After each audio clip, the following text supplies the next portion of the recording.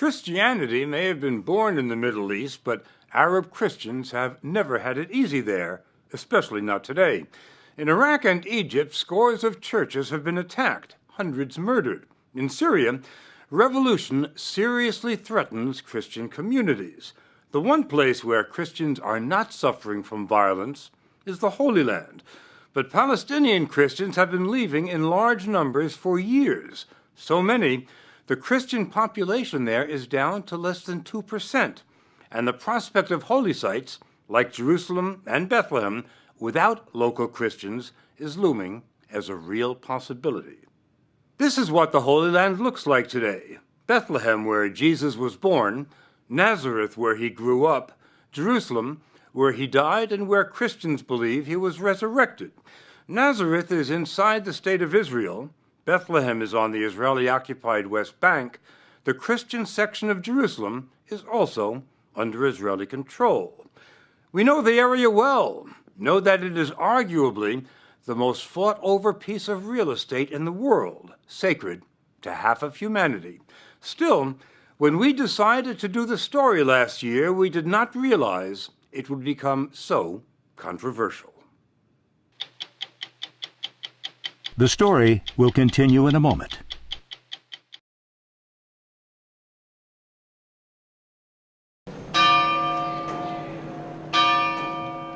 Our story begins in Bethlehem, where it all began. We went to St. Catherine's in the Church of the Nativity. For local Catholics, this is their parish church. The day we went, a confirmation was underway. Father Marwan Didas, a Franciscan, led one child after another up to the altar, watched by proud parents.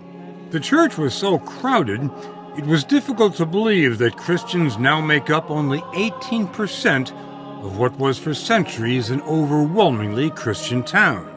We are the living stones of the Holy Land. From here it all started, and it had to continue. It's a must. It must continue. If there is no people, no Christians here, it will never continue.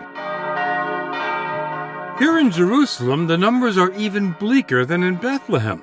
Inside here, famous church. Theophilus III, the patriarch of the Greek Orthodox, has lived through the decline. His church, the Church of the Holy Sepulchre, is the most sacred site in Christendom. He took us up to the roof. You've got to know a patriarch to get here.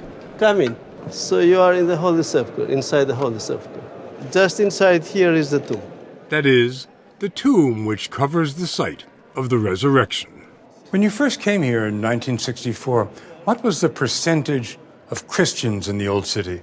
There were around 30,000 of Christians living in the old city. And now how many are there? Very few. So few, some 11,000 Christians out of a population of almost 800,000, just 1.5%. Religious leaders are afraid Jerusalem could become a museum, a spiritual theme park, a great place for tourists and pilgrims, but not for the Arab Christians whose roots date back to the church's very beginnings. Christianity started here. The only thing that Palestine was able to export so successfully was Christianity. Mitri Raheb is a Palestinian, a Christian, and a Lutheran minister from Bethlehem. He runs schools, cultural centers, and health clinics. Christianity has actually on the back a stamp saying, "Made in Palestine."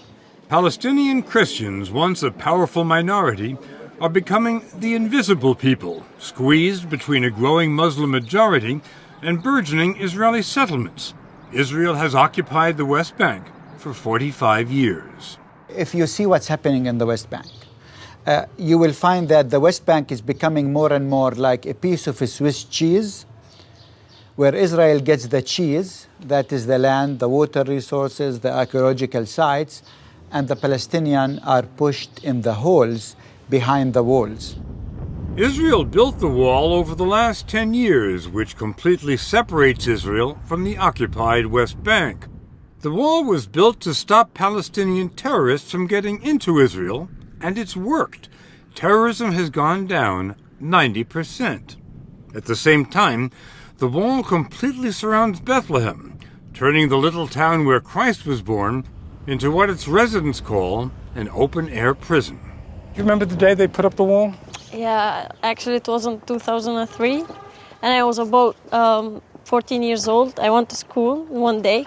I came back and found the wall surrounding the house. Christy Anastas lives with her mother Claire, her father, brother, and sister in this house, which is surrounded on 3 sides by the wall. How do you live with this? Well, it's not easy actually, but you get used to it because you have to. The Anastas family lives on the 3rd floor. This is the view from the kitchen, from the master bedroom and bathroom. The children's room has a good view of this Israeli guard tower. The family runs a souvenir shop on the ground floor, sells Christian artifacts on what used to be the busiest commercial street in town. Now, it's a dead end. Members of your family have already left. Yes. And they have asked you to leave too. Yes. What do you say to them? I told them we have to stay. We need to stay and struggle and fight. This is our cross. For all Palestinians, just leaving Bethlehem is a struggle. Getting to Jerusalem, only 7 miles away, whether it's to pray, go to a doctor, visit family members, or work, means going through this Israeli checkpoint. That can take hours. But before Palestinians can get even this far, they need a permit from the Israelis, which can take weeks or months to obtain and is frequently denied. We regret any inconvenience caused by the security precautions, but it's their inconvenience, it's our survival. Michael Oren, who used to be Israel's director of interreligious affairs, is Israel's ambassador to the United States. We have to protect our country, but sometimes you have to do what you have to do in order to survive. For Palestinian Christians, the survival of their culture is in danger. In towns like Bethlehem, which used to be distinctively Christian, Muslims now are a clear and growing majority. The veil is replacing the cross. But inside Israel, in Christian towns like Nazareth, Arabs are Israeli citizens, and according to Ambassador Oren, they're thriving. The reason Christians are leaving the West Bank, he says, is Islamic extremism. I think that the major problem in the West Bank, as in elsewhere in the Middle East, is that the Christian communities are living under duress. And this duress is coming from Muslims, not from the Israeli occupation. I believe that the major duress is coming from that. Great selling point. Easy to sell to the American public. Zahi Houri is a Palestinian businessman. He owns the West Bank Coca-Cola franchise. I'll tell you, I don't know of anybody, and I probably have 12,000 customers here. I've never heard that someone is leaving because of Islamic persecution. Harry Shavit, one of Israel's most respected columnists, believes Christians have become collateral damage.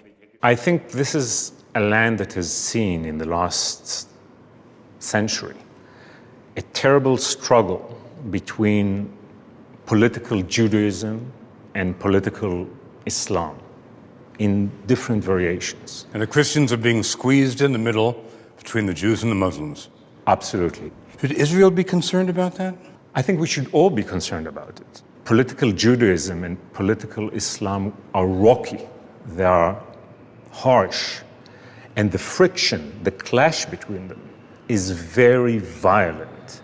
In 2009, this group of Christian activists did something unprecedented. They published a document called Kairos, criticizing Islamic extremism and advocating nonviolent resistance to the Israeli occupation, which they called a sin against God.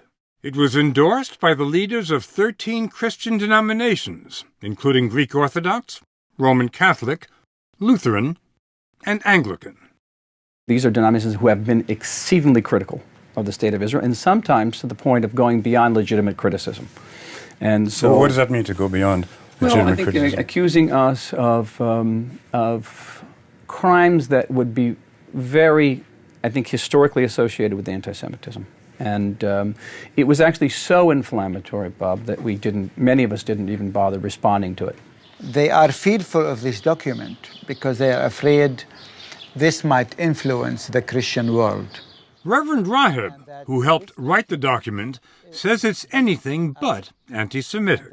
This document doesn't ask for violence, it doesn't ask for revenge. The most powerful thing in this document, actually, is that asking for hope and love and faith.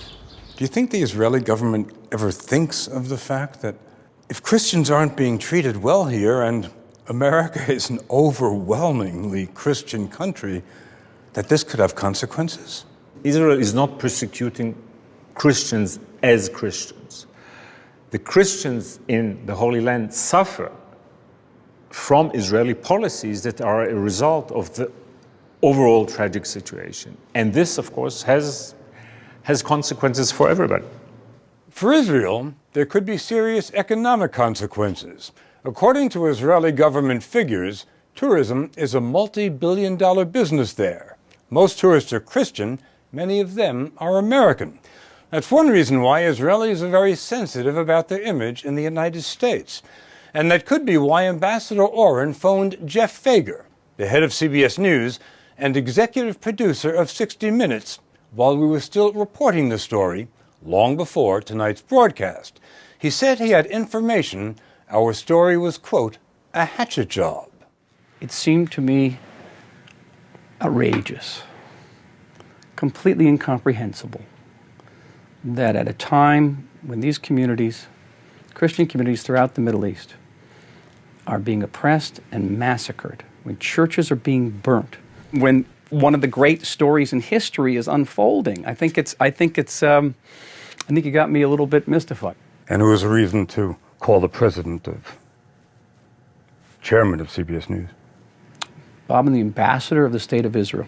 I do that very, very infrequently as ambassador. That's an extraordinary move for me to complain about something. When I heard that you were going to do a story about Christians in the Holy Land, and my assumption, and had, I believe, information about the nature of it, and it's been confirmed by this interview today. Nothing has been confirmed by the interview, Mr. Ambassador, because you don't know what's going to be put on air. Okay, I don't. True. Mr. Ambassador, I've been doing this a long time, and I've received lots of reactions from just about everyone I've done stories about, but I've never gotten a reaction before from a story that hasn't been broadcast yet. Well, it's the first time for everything, Bob. This land has seen just about everything over the centuries. The ritual in the Church of the Holy Sepulchre, the day before Easter, hasn't changed in more than a millennium. We went into the church with Patriarch Theophilus and watched thousands jostling to get as close as they could to the tomb from which they believe Christ was risen. Pilgrims have been coming here since 1106 A.D. to wash themselves in the holy fire to celebrate the founding miracle of Christianity. They'll certainly continue to do so. But how many will be coming from the neighborhood? That's not a religious question anymore. It's political. Go to 60minutesovertime.com to see what one of the last villages Jesus ever visited looks like today. Sponsored by Pfizer.